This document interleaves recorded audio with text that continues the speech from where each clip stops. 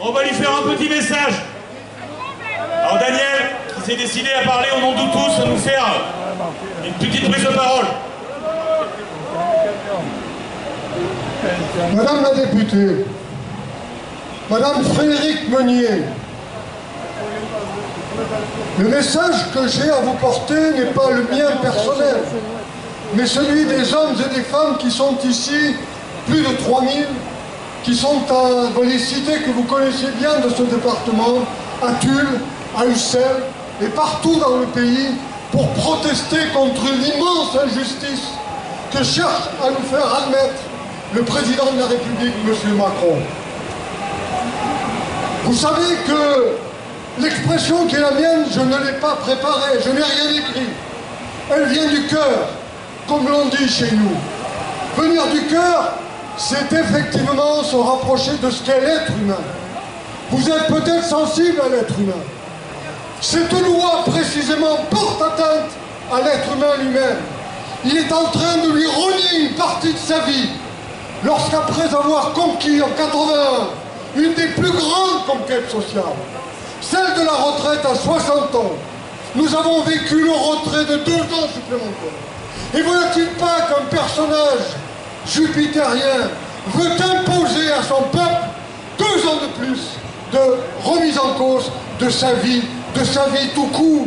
Parce qu'arrivé à cet âge-là, celui après avoir passé le temps qui est le nôtre, d'avoir contribué à l'organisation de la vie par le travail, et où le moment où l'on veut profiter d'un moment de ces cotisations que nous avons fait par solidarité de ce système universel dont vous dites par répartition qu'il est celui qui est le plus brillant alors que vous le combattez en permanence.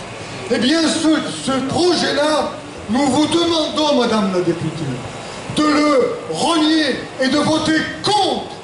Je vous prie, je ne sais pas si vous êtes là. Vous n'êtes probablement pas là, mais je vous invite.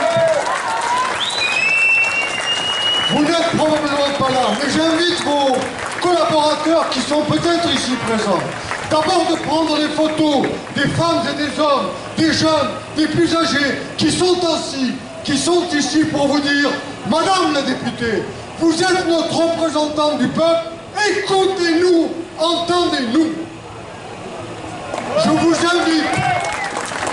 invite, si vous n'êtes pas là, à ce que vos collaborateurs puissent enregistrer ce message pour qu'il vous soit communiqué. Il n'a rien de partisan, il n'a rien de provocateur. Nous ne sommes pas de ceux qui, dans la République d'aujourd'hui, faisons des bras d'honneur à l'Assemblée nationale. Nous voulons dialoguer. Nous voulons être entendus pour une cause juste. Rendez-nous cette justice de rejeter ce projet ignoble qui est celui impensable en 2024 dans notre pays, après avoir conquis de grandes conquêtes sociales qui sont les nôtres. Voilà, Madame la députée, le message que je tiens à vous porter. Nous sommes ici de diversité parfaite, c'est-à-dire tous les syndicats qui existent dans ce pays, les femmes et les hommes, des jeunes, des moins jeunes. Mais nous voulons vous dire, Madame la députée, nous vous demandons de nous entendre et de voter clairement non, et non pas de répondre comme vous l'avez fait par le biais de votre président, M. Retailleau, au sein du Sénat qui a bafoué la démocratie, ce qui n'est pas à l'honneur de votre parti. J'ose espérer, madame, qu'en tant que Corrézienne, vous serez digne de nous représenter.